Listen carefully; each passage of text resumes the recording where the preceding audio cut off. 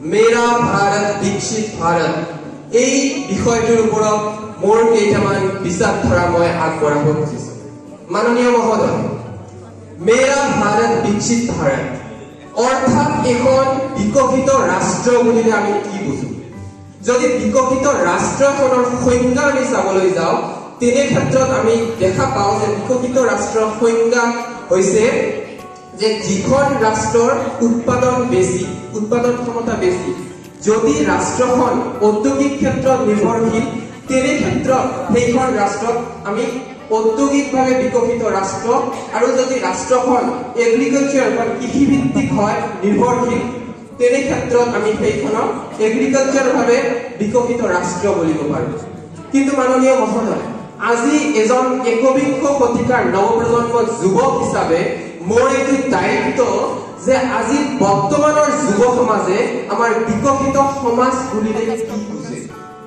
আজিৰ সমাজে বিকশিত ৰাষ্ট্ৰ বুলিলে এইটোকে বুজে যে এনে এখন ৰাষ্ট্ৰ য'ত স্বাস্থ্য ব্যৱস্থা সুচাৰুৰূপে পালন হয়, যি ৰাষ্ট্ৰৰ চৰকাৰ ভ্ৰষ্টাচাৰ মুক্ত হয়, যি ৰাষ্ট্ৰৰ চৰকাৰে কেৱল ৰাইজ আৰু দেশৰ উন্নতিৰ কাৰণে কাম কৰে, এনে এখন ৰাষ্ট্ৰ যাৰ বিদ্যাৰ্থীয়ে অৰ্থনৈতিকভাৱে টনকিয়াল নোহোৱাৰ বাবে যাতে শিক্ষাৰ পৰা বঞ্চিত হ'ব নোৱাৰে।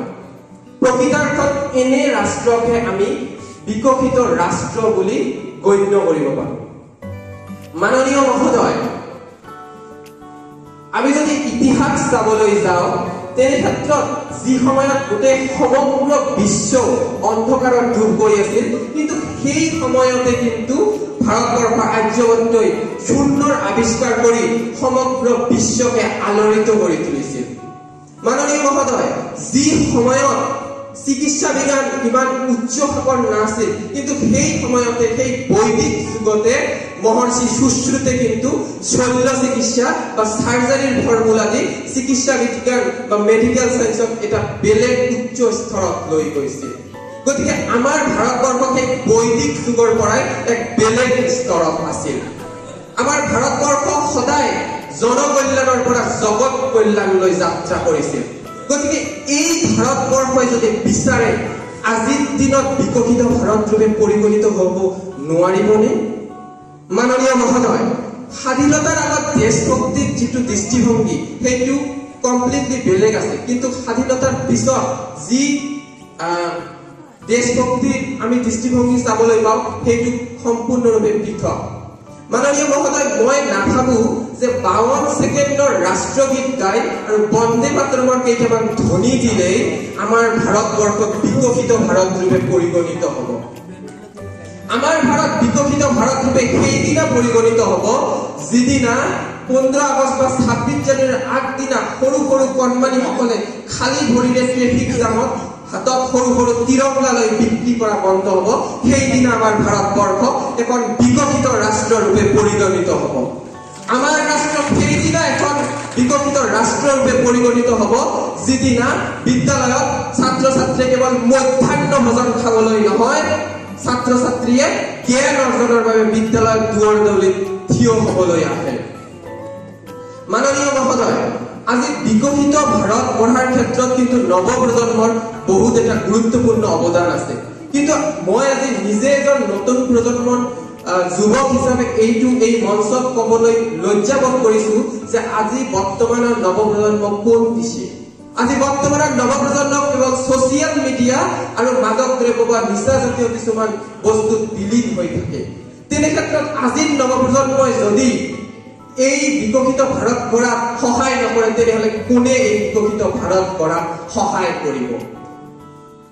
মাননীয় অধ্যক্ষ মহোদয়, আমি যদি বিষয়বস্তুৰ প্ৰতি লক্ষ্য ৰাখি কিছুমান তথ্য চাওঁ, সেই তথ্যত চাবলৈ পাওঁ যে পূৰ্বৱৰ্তী ফাইনেন্সিয়েল ইয়াৰ 2022-23 য'ত ভাৰতৰ অৰ্থনীতি 6ষ্ঠ স্থানত আছিল, কিন্তু ফাইনেন্সিয়েল ইয়াৰ 2023-24 ভাৰতবৰ্ষৰ অৰ্থনীতি 5ম স্থানত আগবাঢ়ি আহিছে, যিটো এটা বিকশিত ভাৰতৰ লক্ষণ।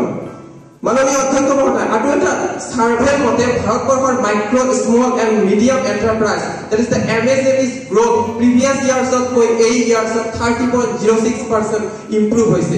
গতিকে ইয়াৰ পৰা আমি এইটো জানিব পাৰো যে কেৱল আমাৰ বিকশিত ভাৰতবৰ্ষত চহৰ বা নগৰবিলাকত হোৱা নাই, সৰু সৰু গাঁওবিলাকৰ পৰা আৰম্ভ কৰি সকলো ফালৰ পৰা সিপাৰ পৰা বিকশিত হৈছে আমাৰ ভাৰতবৰ্ষ।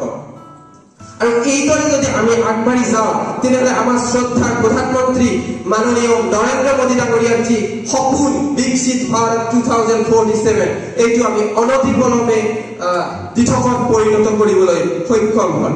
আৰু বৈদিক যুগৰ পৰাই আমাৰ ভাৰতবৰ্ষৰ এটা প্ৰথা আছে যে আমি অকলে আগবাঢ়ি নাযাওঁ, আমি সকলোকে লগত লৈ আগবাঢ়ি যাওঁ। আৰু কেইদিনমান আগতে ভাৰতবৰ্ষত ডিফাৰেণ্ট ভেন্যুত যে G20 ইভেন্ট অৰ্গেনাইজ হল, সেই G20 মটো কি আছিল? বসুধৈব কুটুম্বকম, one earth, one family and one future. গতিকে আমি গোটেই পৃথিৱীক লৈ একেবাৰে আগবাঢ়ি যাম, কিন্তু এই পৰিয়ালত আমি ভাৰতবৰ্ষক যদি এটা গুৰুত্বপূৰ্ণ ভূমিকা দিব লাগে তেনে ক্ষেত্ৰত আমি ভাৰতবৰ্ষক এখন বিকশিত ৰাষ্ট্ৰৰূপে পৰিগণিত কৰিবই লাগিব। গতিকে আজি এইখন মঞ্চৰ পৰা মই সমূহ নৱপ্ৰজন্মৰ লগতে ভাৰতবৰ্ষৰ প্ৰতিগৰাকী নাগৰিকক আহ্বান জনাইছো যে আপোনালোকে আগুৱাই আহক, আমি ভাৰতবৰ্ষক এখন বিকশিত ভাৰত ৰূপে পৰিগণিত কৰিবলৈ সক্ষম হওঁ।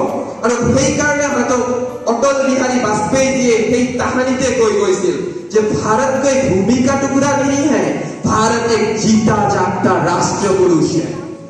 ये बंधन की धरती है, ये अभिनंदन की धरती है, ये अर्पण की भूमि है, ये तर्पण की भूमि है।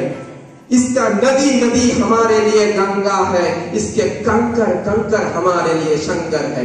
हम जिएंगे तो इस भारत के लिए और मरेंगे तो इस भारत के लिए, और मरने के बाद जब गंगा जल में हमारे अस्थियों बह जाएंगे तो उन अस्थियों को अगर कोई सुनेगा तो उसमें से एक ही आवाज आएगा, भारत माता की जय, भारत माता की जय। धन्यवाद।